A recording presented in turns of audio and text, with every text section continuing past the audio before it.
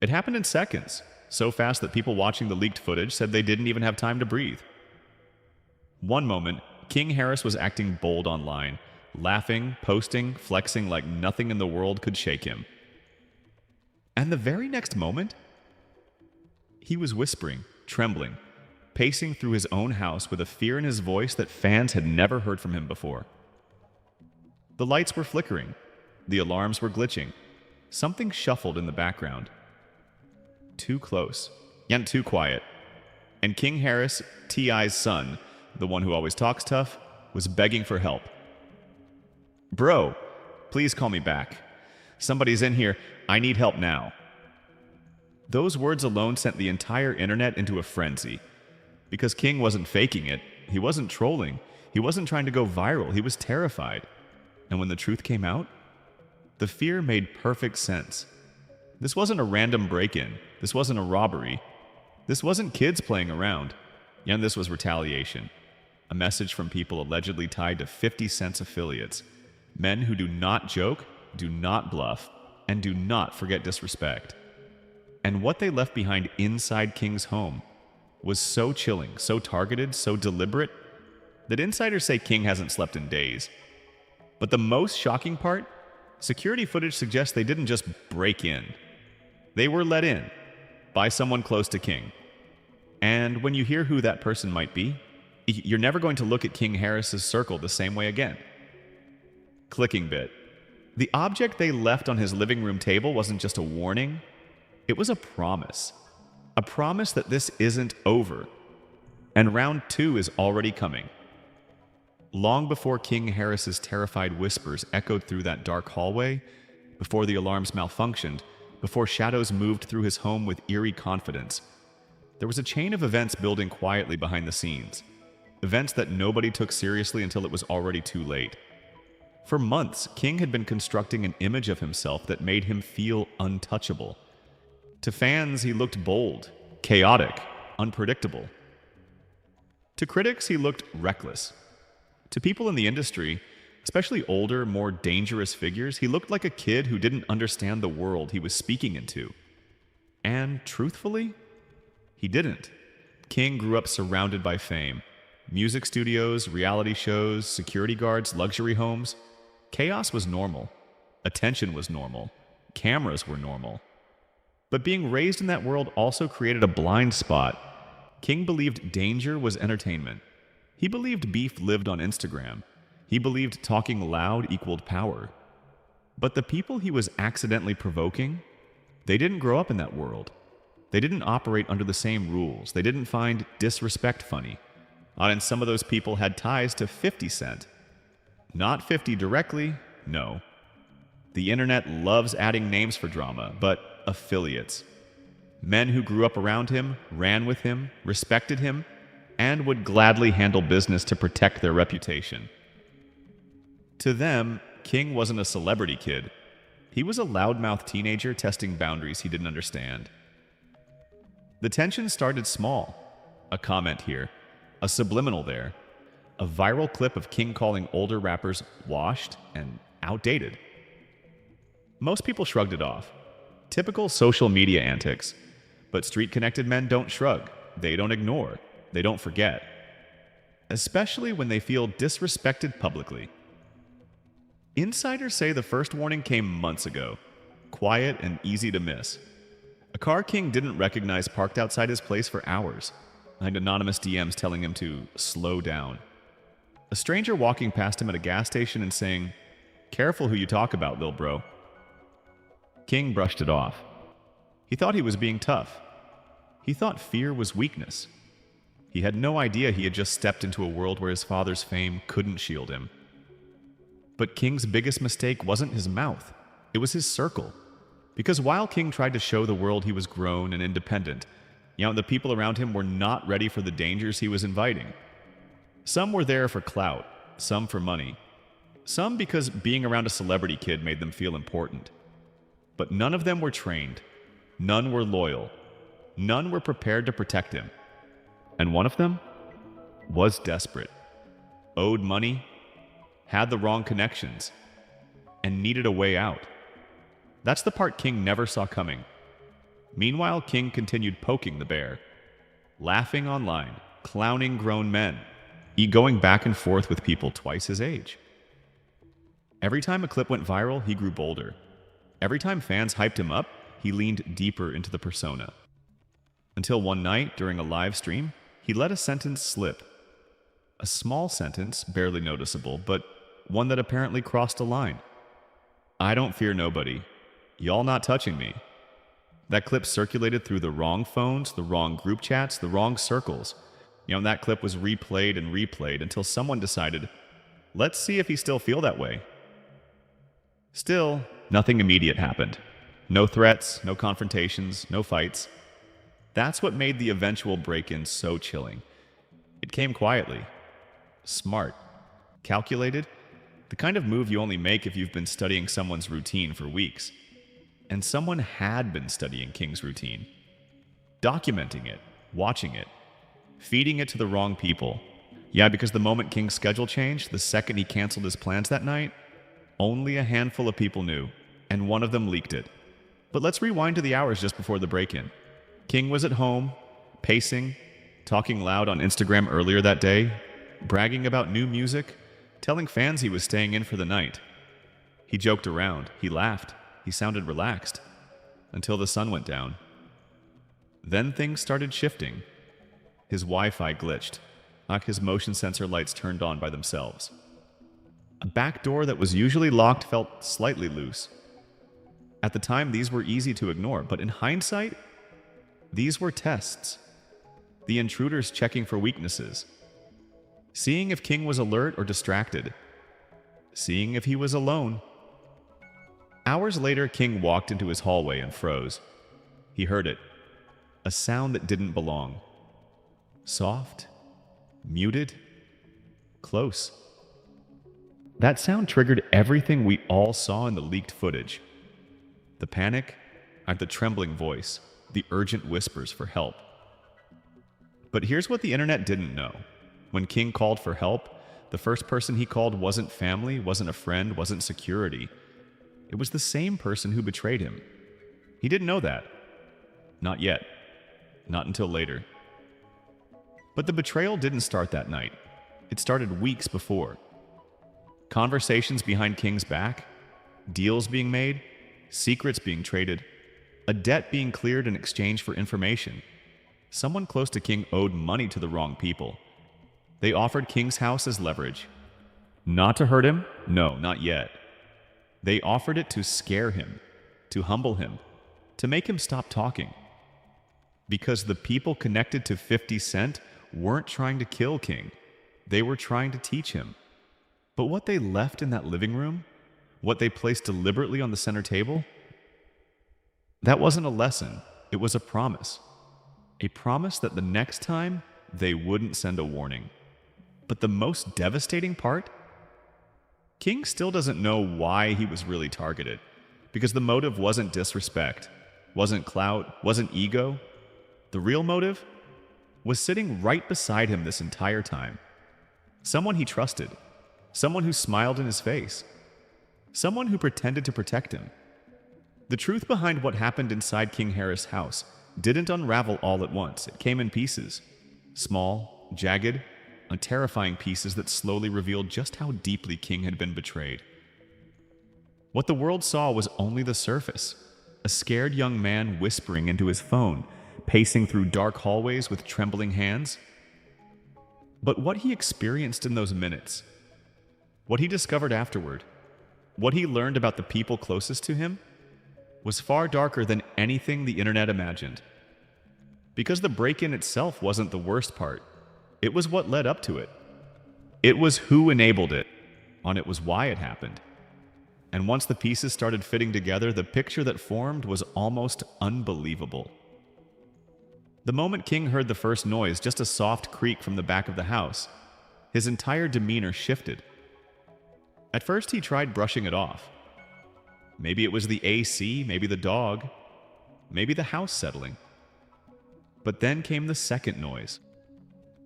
Louder, closer, too deliberate to be an accident. That's when King froze mid-sentence during his call. Yo, wait, somebody in here?" His voice wasn't angry. It wasn't tough. It wasn't confrontational. It was confused, then scared, then terrified. He moved slowly toward the kitchen, holding his phone up like it was a weapon, like the tiny device could protect him. The light flickered above him, buzzing like it was straining against something unseen. And then another noise, a shadow shifting near the back hallway. "Bro, call me! Call me! I ain't playing." That single line became the moment the world realized this wasn't staged. King wasn't pretending. He wasn't trolling for views. The fear in his voice was primal, real in a way the internet rarely sees from someone who is normally so bold. The audio leaked online only minutes later, spreading through group chats and fan pages like wildfire. Viewers replayed it again and again, trying to understand what had pushed King into that level of panic. But the leaked footage only showed the symptoms, not the disease, because the truth was far bigger. According to security logs, the door the intruders used wasn't picked or broken. There was no forced entry, no tool marks, no prying, no damage. It was unlocked, and King never leaves that door unlocked. He's paranoid by nature. He double-checks locks. He boasts about having top-tier security. He has alarms, cameras, sensors, everything a celebrity family invests in. He brags about it constantly. So why was that door unlocked? King didn't have an answer, but someone did. When detectives reviewed the footage, they noticed something disturbing. Earlier that afternoon at 3:17 p.m., the door had been opened briefly. Not wide, not even long. Just cracked open enough to disengage the lock. And the person who opened it? Was someone King trusted enough to let inside? But security footage didn't show a face, only a figure. A figure wearing a hoodie. A figure moving quickly. It's a figure who seemed comfortable in the house. At first, King assumed it was Dre, his friend who had been at the house earlier. But when investigators showed him the height comparison, King shook his head. "That's not Dre taller. Who the hell is that?" That one question sparked the first twist in the entire investigation. Because the person who opened the door wasn't he wasn't a friend, and he wasn't someone King even expected to be in the house that day. It was a cousin. A cousin King barely spoke to. A cousin the family had warned him about. A cousin with a long history of shady behavior and a serious money problem. But here's where the twist goes deeper. That cousin didn't come inside alone. Security footage from the driveway, taken hours before the break-in, showed something even more chilling. The cousin arrived in a car with tinted windows. He wasn't driving, and the driver, a man with a known association to one of 50 Cent's affiliates. The internet had speculated for days, but this was the proof. The break-in wasn't just retaliation. It wasn't just a warning. It wasn't even just a message. It was a deal, a barter, a trade, a transaction. The cousin owed money to the wrong people. Money he couldn't pay back. Money tied to individuals connected to a circle with a reputation for handling debts in creative ways. They offered him a way out. Give them access to King Harris. Not to hurt him, at least not physically. They wanted to scare him, to silence him, to remind him who he was dealing with. Because King had said one thing too many. And in their world, disrespect doesn't get deleted. It gets answered. But King didn't know any of this in the moment. All he knew was that someone was in his home, someone who wasn't supposed to be there, and someone who moved with the chilling confidence of a man who had no fear of consequences. Now, when he finally stepped into the living room and saw the object on the table, the bullet, the printed screenshot, something inside him broke. Not because of danger, not because of the threat, but because he realized this wasn't random. "Yo, how they get in? How they know I'm home?" he whispered. And the truth was something he wasn't emotionally ready to accept. Someone told him. Someone close. Someone he trusted. Someone who smiled in his face while betraying him silently. And when King finally confided in his father hours later, he expected anger, shock, fear. He didn't expect T.I. to respond in a voice so calm it sounded frightening. "I knew it was coming." King froze. "What do you mean you knew?" T.I. sighed. I've been telling you, the people you keep around ain't your friends. And that was the first true twist of this story. T.I. already suspected someone in King's circle was acting shady. He already felt someone was leaking information. He already knew someone had outside affiliations. But King, desperate to seem grown, ignored every warning. Yet the most shocking twist isn't that his cousin let the intruders in. It's who the cousin was working with. Because King wasn't just betrayed by one person. There was a second mole. Someone who handled the Wi-Fi. Someone who disabled the cameras. Someone inside King's daily life. Someone who didn't just unlock doors. They set the entire attack in motion. And in Section 4, that person finally gets exposed. And the reveal is so explosive it turns this story from a break-in into a full-fledged war. The hours after the break-in felt unreal to King Harris. Everything around him looked familiar. His house, his furniture, his things. But nothing felt the same. The air felt heavier. The silence felt dangerous. Every corner suddenly felt like it was hiding something. And even after the intruders had slipped back out into the night, they'd leaving their chilling message behind, King couldn't shake the feeling that he was still being watched. But the real nightmare didn't begin until investigators started putting the pieces together. Because what happened inside King's home wasn't just precise, it was orchestrated. Every movement, every detail, every step. Like someone had given them the blueprint to his life. Okay, the detective assigned to the case asked King a simple question. Who knows your schedule better than anyone? King answered automatically, my team, my friends, my family. But then the detective leaned forward, voice dropping low. No. Who knows your habits, your entrances, your Wi-Fi access, your camera placement? King's stomach dropped, because only one person had all that information. Not Dre, not the cousin who unlocked the door, not even King himself. And it was someone King had trusted with everything. His passwords, his devices, his home systems, his day-to-day routines. A crew member nicknamed Switch. Switch wasn't a blood relative. He wasn't a friend from childhood. He wasn't someone King selected. He was someone who attached himself to King's life over time. Quietly, subtly, helpfully. He ran errands. He fixed things around the house. He handled Wi-Fi resets. He knew the cameras better than the security team. He even knew where King kept the spare key. To King, he looked like support. To outsiders, he looked like family. To the intruders, he looked like the perfect inside connection. But King didn't suspect him at first. He didn't want to. He couldn't imagine Switch betraying him, not after everything they'd been through. Switch had been there during fights, during drama, during viral moments, during hard times. He'd been loyal, or at least he looked loyal, until the footage revealed the truth, and a technician combing through the digital logs discovered that 2 hours before the break-in, the security system was manually disabled from inside the home network. That required the Wi-Fi password, and only one person besides King had it: Switch. When investigators checked Switch's keycard activity, the reveal was even worse. Switch had entered King's property earlier that day, at the exact same time the cousin unlocked the back door. They were working together. King's knees went weak when he heard those words.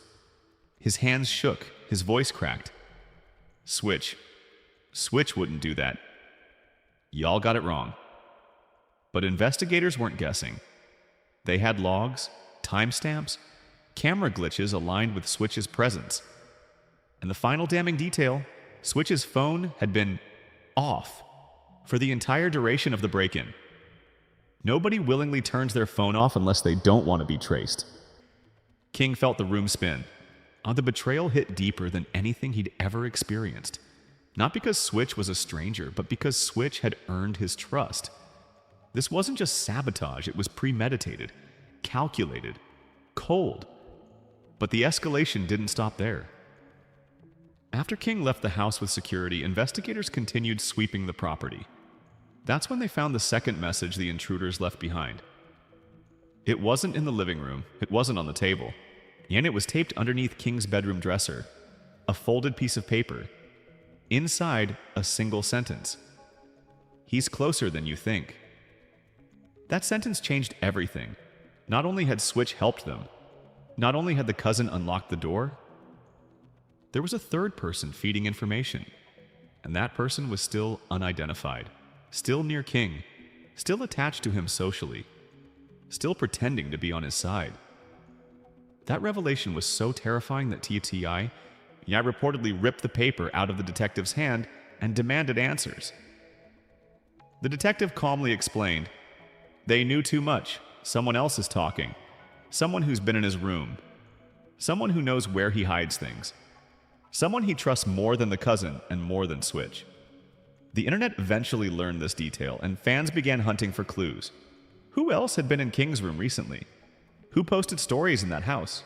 Who wore clothes or jewelry King owned? Well, fans noticed everything. But before the world could even finish guessing, a new piece of evidence dropped. A doorbell camera from a house across the street picked up audio of the intruders right before they entered King's home. It wasn't clear, but one voice was distinguishable. A man saying, "You sure the kid's alone?" And another voice answered, "Yeah, his own people confirmed it. He's soft tonight." His own people, plural, meaning the cousin and Switch weren't the only ones involved. King didn't know whether to cry, scream, or break something. For the first time in his life, his celebrity, his father's fame, his platform, none of it mattered. He wasn't safe anywhere, not in public, not online, not even in his own home. But the shocking reveal came later that night when King received a message from an unknown number. No threats, no insults, just a picture. Like a picture of Switch and the cousin sitting inside a car with a third-person King recognized immediately. A man from King's inner friend group. Someone King had defended publicly. Someone King had argued with his father about.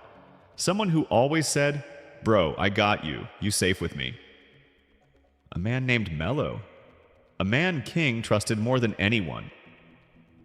The photo was time-stamped 1 hour before the break-in. King dropped the phone. His breathing stopped. His world shattered. Mello wasn't just involved, but he was coordinating. He wasn't a side trader. He was the main informant. He was the one who set up the schedule, who told them King canceled plans, who confirmed King was alone, who told Switch when to disable cameras, who told the cousin which door to unlock. Everything pointed back to him. Everything. But the reason Mello betrayed him? That is what breaks the internet in the next section. Because Mello didn't do it for money.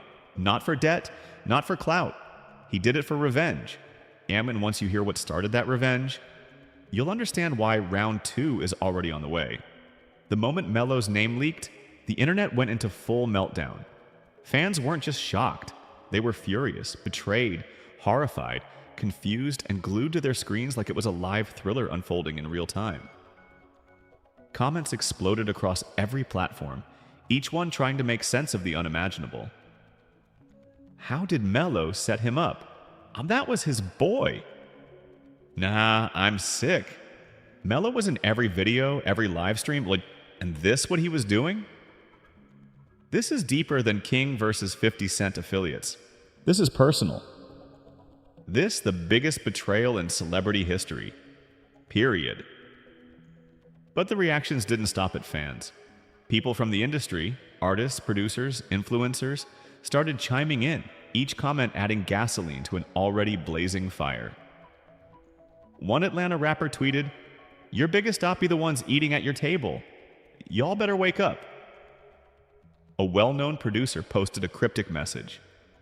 "Watch the ones closest to you. Betrayal don't come from strangers."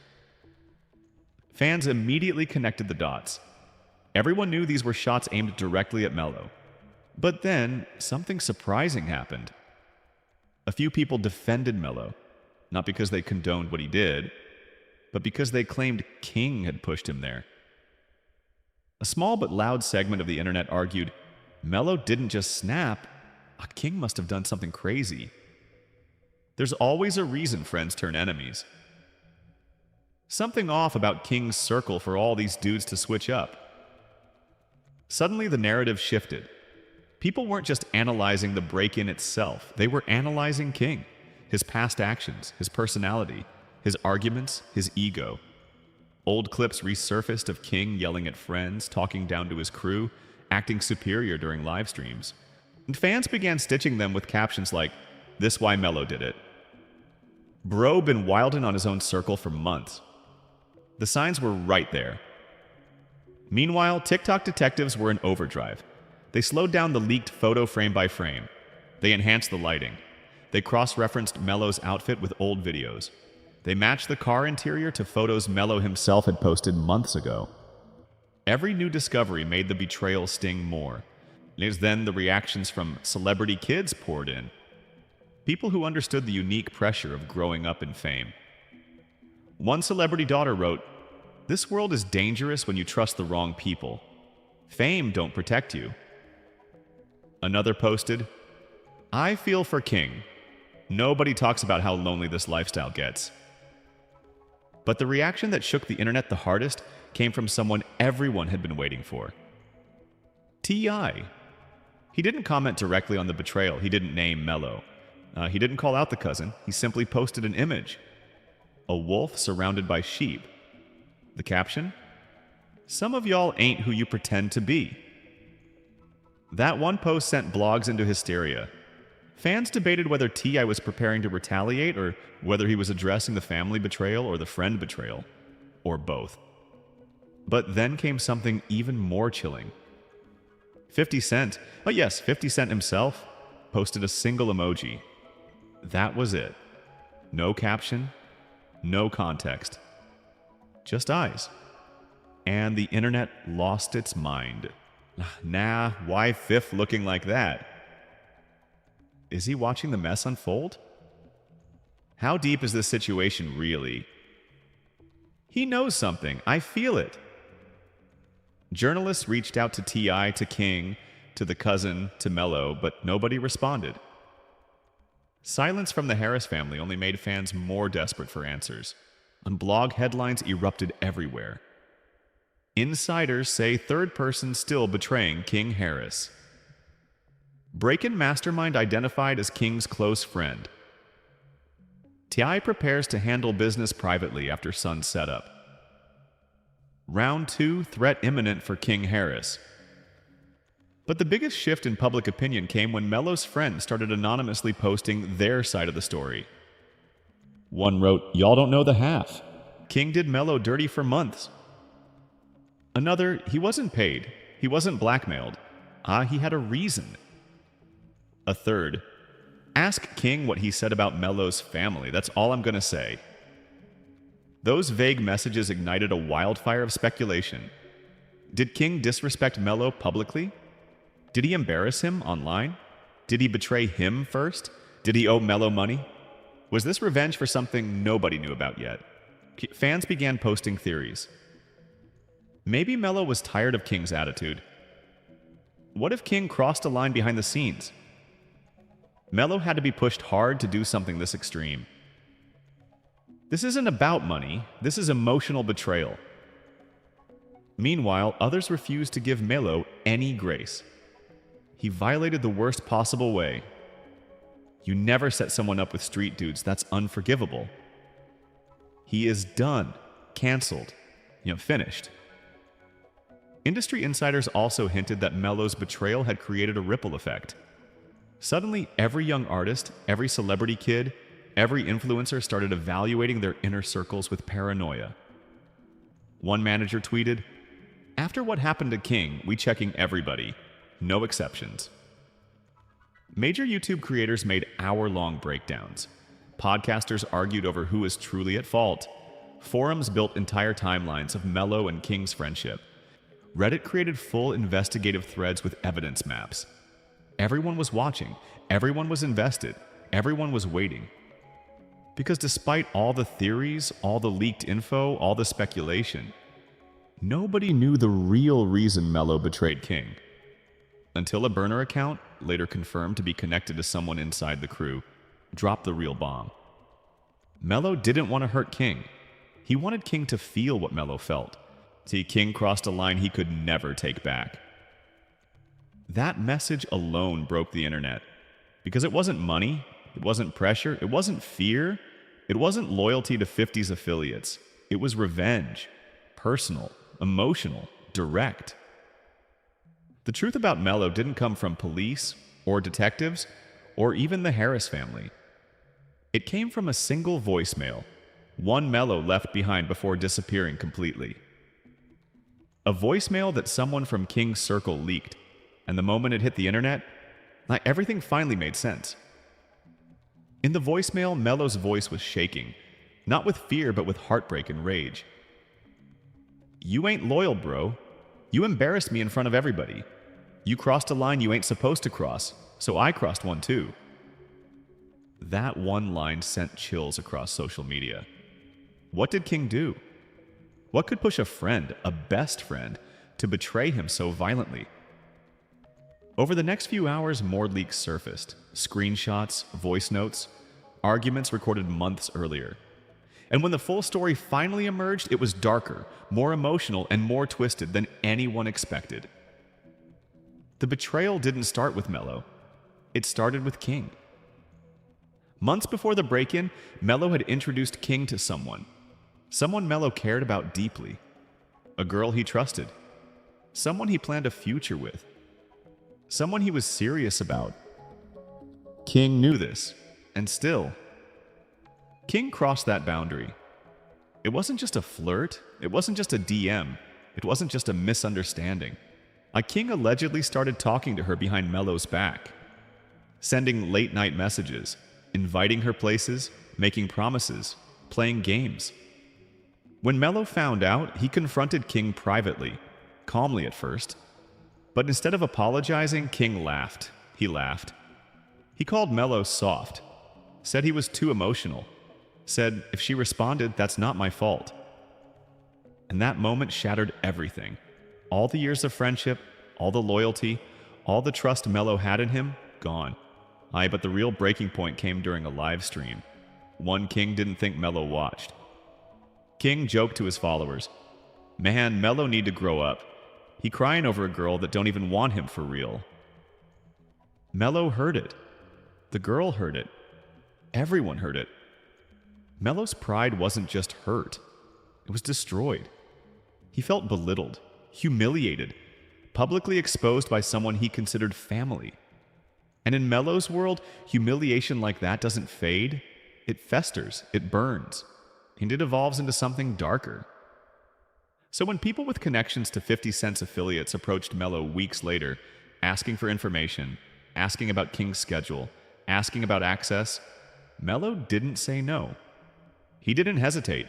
He didn't second guess. He said, "I'll help."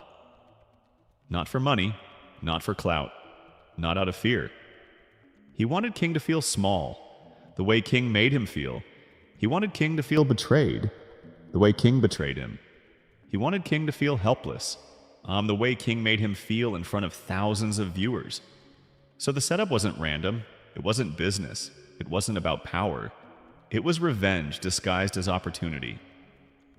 But here's where the story twists again. Mello never intended for the intruders to go as far as they did. He thought they were only going to scare King, talk to him, put him in check. But the men who broke into King's home weren't looking for talk. They wanted to send a message, one far more dangerous than Mello expected. And once Mello realized how far things had gone, once he saw the intruders leave the bullet, once he understood the level of threat he brought into King's life, he panicked. That's why he went missing. That's why his phone went off. That's why he vanished from social media. He wasn't hiding from King, he was hiding from them. Because to the affiliates, Mello wasn't a partner. He wasn't a friend. He wasn't even useful anymore. He was a liability. But just when fans thought the twists were over, another leak surfaced.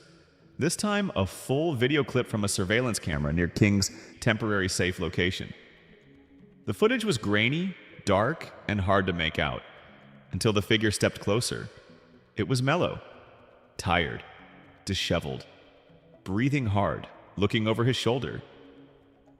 He pressed his face close to the camera and whispered, "King, listen to me. They come in again. Alright, this time it ain't a warning. You need to run, bro. Run. Don't trust nobody.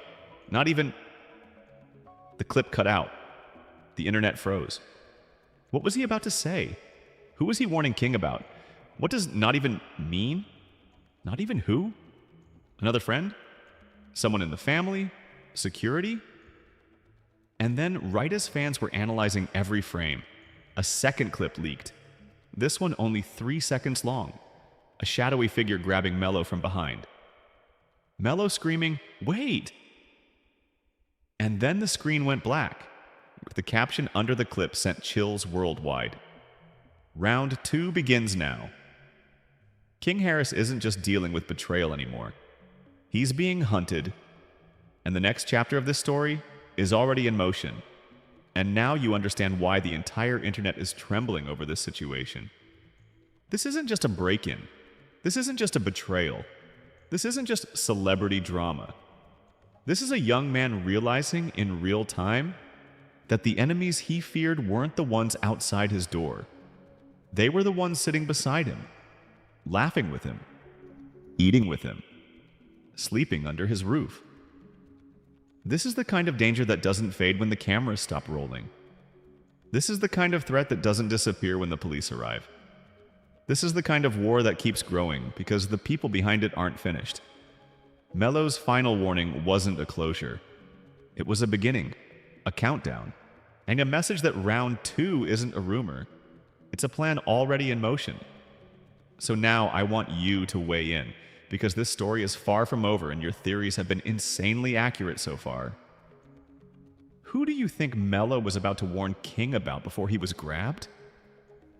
Do you think another person inside King's circle is betraying him right now? Do you think the cousin, Switch, or someone new is planning the next move? And most importantly, do you believe King is actually safe? Or do you think the danger is getting closer? Drop your thoughts, theories, and predictions in the comments right now. The fan investigations, the breakdowns, the timelines, y'all have been piecing together clues the blogs don't even see yet. So, don't hold back. Johnson, listen. If this story had your heart racing, if any twist made you pause and say, "No way," if you felt that chill when the camera caught Mello whispering in the dark, then hit that like button immediately. It helps push this story to more people who need to see the truth unfolding. And make sure you subscribe with notifications on. Because the next leak, the next betrayal, the next terrifying update could drop any minute. And when it does, you already know. I'll be right here, breaking it down, piece by piece, until the real mastermind finally steps out of the shadows.